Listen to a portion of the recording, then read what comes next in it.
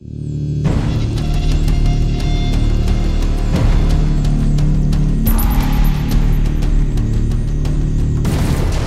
there, my name's Scott. Today I'm going to be doing a review on the Zmax, which for those who aren't aware, it's a variable voltage and a variable wattage device, which I purchased from www.e-cigwizard.com. Okay, let's go straight ahead then and show you what's in the box. Okay, so the Zmax comes in a small presentation box, and if you lift up the lid, inside you're going to find a user manual, and underneath that you're going to find a fully assembled Zmax. Now it doesn't come with batteries or chargers or atomizers, you are getting a Zmax on its own. Okay, so the model that was out before the Zmax was called the Vmax, and that was a variable voltage device that used stacked batteries, and it gave you a voltage range of 3 volts up to 6 volts. Now the new Zmax is both a variable voltage and a variable wattage device, and it now uses just a single battery, and it's obviously got like a booster circuit in there to give you that increased power or increased voltage. It uses one of these 18650 batteries, and I believe the recommended ones are these ones here, which are the AW-IMR 18650s. So to insert the battery, it's very simple. Just got to insert the positive end in first. That just slides in now. Then just got to take the end cap and screw that into place. And that's it, it's all assembled. So let's go ahead and look at some of the features. So on the top here you have a 510 connection, and that allows you to use any atomizer or cartomizer that also has a 510 connection. Around the outside you can see it's got quite a deep well there, and that allows you to use these sort of atomizers with the ego skirts on them, and they'll just screw in there just fine. As far as I'm aware, the Zmax is made out of brass, which has then been chrome plated. So this is obviously the chrome version. Now, hopefully in the future, they're going to bring out a stainless steel version, because I've got a stainless steel Vmax, and the finish on that is absolutely excellent. On the base here, you have obviously your battery end cap, and as you can see, it does have a ventilation hole. So if you do happen to get like a dodgy battery, then you do have somewhere for your gases to vent out from. Then on the side of the Zmax, you're going to find a large LED display, and just below that a button. Now the button is used for obviously activating the atomizer or the cartomizer each time you vape. So every time you take a drag, you're just going to press and hold the button down. It's also used though for accessing and navigating your way through the menu system. To get into the menu, you need to tap the button quickly 3 times, which will then bring up the menu, and then you can cycle through the menu by giving the button sort of further taps. And once you're on the menu that you want to change or adjust, just take your finger off the button, wait for about a second, and then you enter that menu's sub-menu. Okay, so let's quickly look through the different menu options. The first menu option is going to be your voltage up or your wattage up, depending on whether you've got the Zmax set to variable voltage or variable wattage. So to bring up that menu, you just need to tap the button quickly 3 times. That'll bring up the menu, wait a second, and then from there you can just tap the button to increase the voltage. If you don't want to keep on tapping the button, you can just keep your finger held down and it will do it automatically. It goes up in 0.1 increments ranging from 3 volts up to 6 volts, and once it gets up to 6 volts it will go back to the 3 volts. Then to set it, you just need to take your finger off the button, and that's it, it's now set. The second menu is going to be your voltage down or your wattage down, again depending on whether you've got the Zmax set to variable voltage or variable wattage. So to enter the menu, tap the button 3 times and press it one more time to go into the second menu, which is the down setting, and then from there you can just tap the button to decrease the voltage, again by 0.1 increments. If you want to hold your finger down, it will cycle through automatically, and once it gets to 3 volts it will then automatically jump up to the 6 volts. And then once you've got it to the voltage that you want to set it to, take your finger off, and that's it, it's now set. Now let's say that you set the Zmax to a variable wattage rather than variable voltage, and I will show you how to do that in a second. The process of decreasing or increasing the wattage is exactly the same as what I've just shown you. So to increase the wattage, you tap the button 3 times, wait a second, and then from there you can tap your way through the wattage settings. It goes up in 0.5 increments ranging from 3 watts up to 15 watts. And if you want to cycle through quickly, you can just keep your finger held down on it. Then once you're at the wattage that you require, take your finger off and that's it, it's now set. And so once again, to decrease the wattage, you can just tap the button 3 times into the menu, press it again to go into the down setting, and once again it will go down in 0.5 increments each time you tap the button. And if you want to keep your finger held down, you can cycle through a little bit quicker. And then once again, once you're at the wattage that you want to set it to, take your finger off and that's it, it's now set. The third menu allows you to turn the Zmax on or off, which is quite handy if you're going to be sort of carrying it around in your pocket and you don't want it to accidentally activate. So to enter that menu, tap the button 3 times and then go through to the third menu and just wait. And then from there you can cycle between on and off. So I'm going to turn it off. So now it's off, so it won't fire up if something presses against the button whilst I'm carrying it around in my pocket. Now let's say I want to turn it back on again, so tap the button 3 times, cycle through to the third menu, wait a second, turn it to on, and that's it, it'll now fire up properly. The fourth menu is quite a handy little sort of option because it allows you to see how much charge you got left in your battery. So I want to know how much charge you got left, so I'm just going to tap the button 3 times, go through to the fourth menu, wait a second, and it's going to tell me I've got 4.1 volts left in my battery. The fifth menu allows you to decide what you want to appear on the LED display each time you press the button to have a vape, though you can turn the screen off completely. There are 3 options. You can choose resistance, which will then give you a reading of the resistance of whatever atomizer or cartomizer you're using each time you press the button. You can also choose charge level remaining, so each time you press the button it will let you know how much battery life you got left. Or you can choose output voltage or output wattage, depending on whether you got the Zmax set to variable voltage or variable wattage. So at the moment I've got it set to the resistance, so each time I press the button you can see it's going to let me know the resistance of the of my atomizer. In this case it's saying it's 1.4 ohms. Now let's say I want to change that, so I'm going to press the button 3 times. Then obviously go through to the 5th menu, and then from there I can cycle through resistance, voltage or charge remaining of the battery, or output voltage. So I'll set it to the charge level. Now each time I press the button it's going to let me know how much battery life I've got left, so in this case it is 4.1 volts. Now you may not want the LED display to light up or give you information each time you press the button to have a vape, so you can turn it off by going into the 6th menu option. So tap the button 3 times, go through to the 6th menu, and from there you can just cycle through on or off, and that will turn off the display. Now let's say I want to turn the display back on, go through to the 6th menu. Once again just cycle through to the on option, and that's it, the display will now light up. And finally, the 7th menu simply gives you the option to choose between having the Zmax as a variable voltage device or a variable wattage device. So tap the button 3 times, cycle through to the 7th menu, and then from there you can choose P for power or wattage, or V for voltage.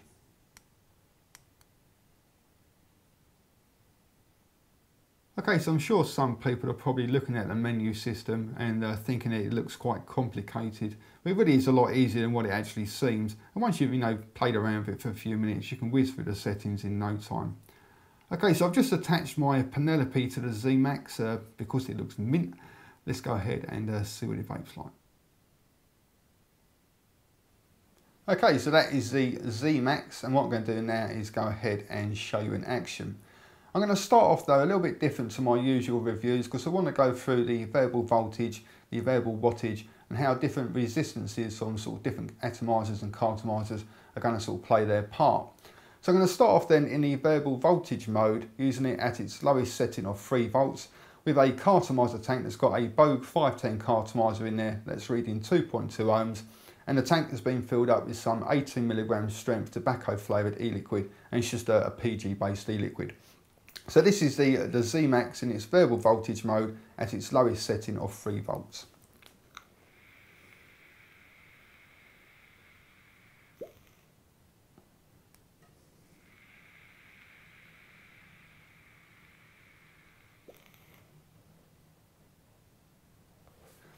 And as you can see, like vapor wise, you know, even though it is only 3 volts, you are still getting a really nice amount of vapor out of it.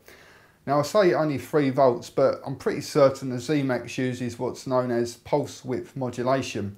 And I'm not technically minded enough to be able to sort of explain that properly to you, so I'm not even going to sort of attempt to, well, sort of attempt to, but it's basically all to do with sort of peaks and troughs and all that sort of caper. Now if you check out a guy called P. Bizzardo on YouTube, I'll put a little annotation there so you can check out his name.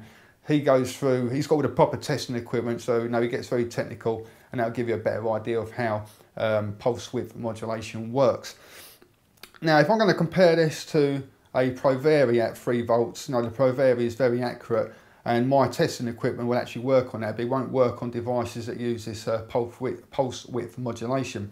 But if I'm going to sort of compare it to the two, sort of 3 volts on this is probably the equivalent of around sort of 3.6 volts on the Provari. At least that's what it sort of vapes like, you know, that's the, like, the difference. So even though this is sort of 3 volts, it's giving you a sort of an output that's more sort of similar to something like a sort of 3.6 volts.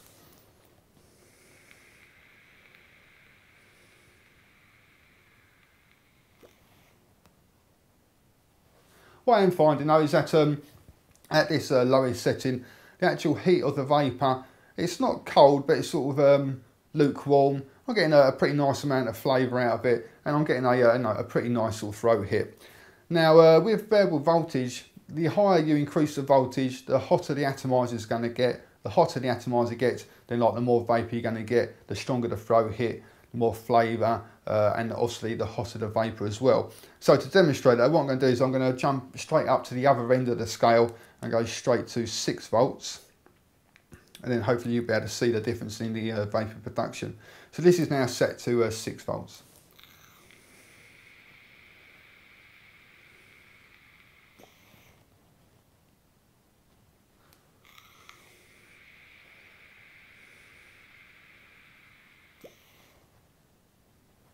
And you can probably tell just how much more vapour you're getting. On top of that, I'm also getting like a very much a stronger throat hit. I'm getting quite a bit more flavour, and the actual heat of the vapour as well is coming through. It's all pretty hot now.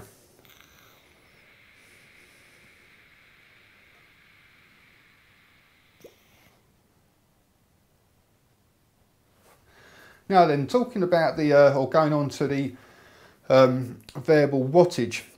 Now, with variable voltage, if I now, obviously I've got this set at 6 volts, if I now wanted to change over to like a different atomizer or car atomizer that had you know, quite a big different resistance, then I'm going to have to go into the like the voltage settings menu and decrease it quite a bit, because otherwise if you use it too high with a resistance that's quite low, you're just going to get a pretty sort of nasty burnt taste. And I will give you a quick demo of that now.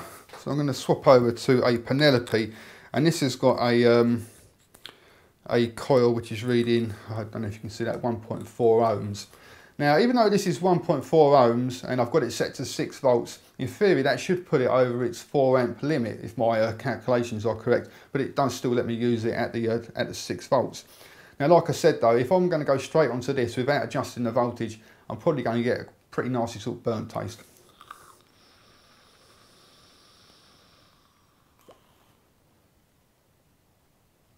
First drag, I was supposed to say the first drag was all right, but just right at the end now, I can just start tasting that sort of nasty sort of dry hit, burnt taste.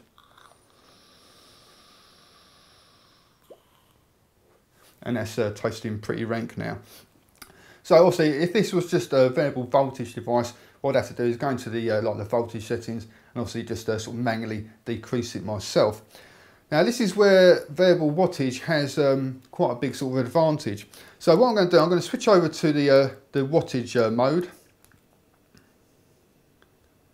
So this is now as a variable wattage device rather than variable voltage, and I'm just going to put it up to 6 watts which is already set at 6 watts. That's one thing I forgot to mention in the close-up shots.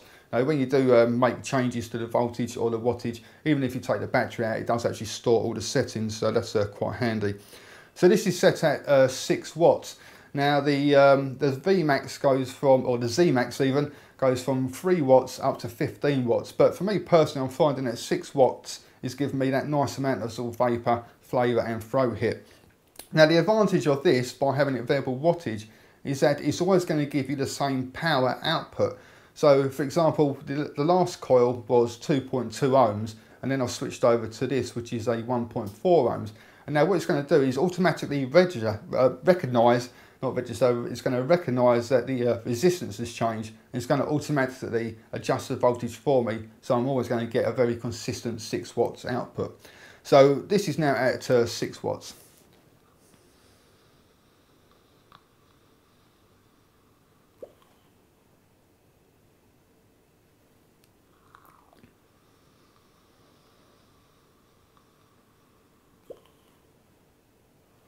And now what I can do is just swap over to the cartomizer tank. So it's going to recognise that it's obviously got a higher resistance cartomizer on there now, and it's going to automatically adjust the voltage for me, so it's still going to be outputting 6 watts of power.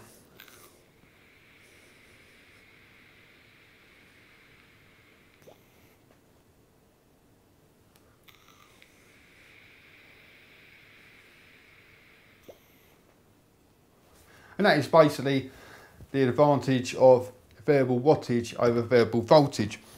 If you've got, if you've got variable voltage, then each time you change resistance, you're going to have to sort of manually change the voltage, depending on what sort of resistance you're putting on it. But with variable wattage, it's going to automatically register. It's going to recognise, excuse my swearing there as well, it's going to recognise that you've changed the resistance, and then it's going to automatically adjust the voltage for you. And another good thing about that is obviously as atomizers get older and they get sort of a bit more gunked up, they tend to, or the resistance tends to start to increase. And again, in variable wattage, it's going to recognise that, and once again automatically adjust the voltage to make sure you're still getting a consistent 6 watts output. Obviously, if you're using that 8 watts, then you're going to get 8 watts, etc, etc. Okay, so hopefully that makes some sort of sense, and I'm going to carry on with the rest of the review now. Okay, so with regards to sort of vapour production and throat hit, now it is going to all come down to sort of your own sort of personal setup. So obviously I've got this set up at 6 watts with PG liquid and a 2.2 ohm cartomizer tank, and I'm getting X amount of vapour and throat hit. But obviously if you're using it at 15 watts with a lower resistance, you might be getting even more vapour. So it will be very dependent on your own sort of personal setup. But with my setup here, I'm getting plenty of vapour.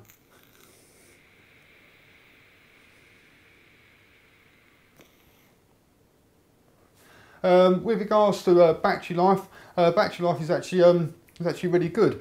Now, since I've had the Zmax, on the first day I got it, I was obviously mucking around with the wattage settings, and I realised that 6 watts is pretty much sort of perfect for me. So I've not really been using it any higher than that. And at 6 watts, I've been getting like well over a full day's worth of use, almost like a day and a half. So for me, the battery life is excellent. Not too sure how battery life would be affected if I'm got it set at constantly at 15 watts. Obviously, it's going to be sort of putting more strain on the battery, so the battery life probably would be a little bit less. But nevertheless, though, for me, based on how much I vape, battery life seems to be pretty good.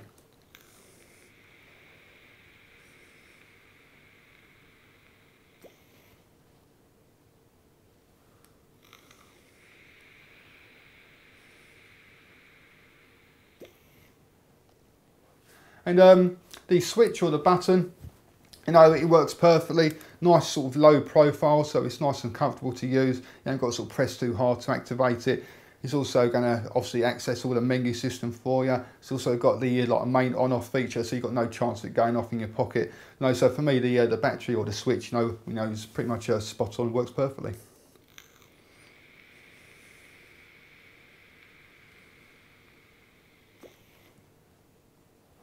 To be honest, I haven't really got any negatives about it at all. It works great. It looks really nice. I really do have been enjoying the variable wattage, and it does seem to sort of do its job really well. I've been swapping from Genesis atomizers with quite low resistance coils on there, going on to Cartomizer tanks, then onto a Penelope, then an Odysseus, and I'm not like to sort of change anything about it, you know, so it does its job there and keeps that sort of consistent 6 watts output, and that works perfectly in that sense.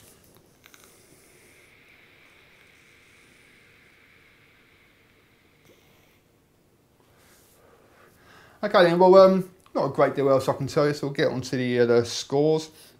For the looks, I think it does look very smart indeed. Can't wait for a stainless steel version to come out. I've got the stainless steel VMAX, and that really does look really, really nice. And so a stainless steel version of the Zmax, you know, I'm definitely going to rush out and get one of those straight away.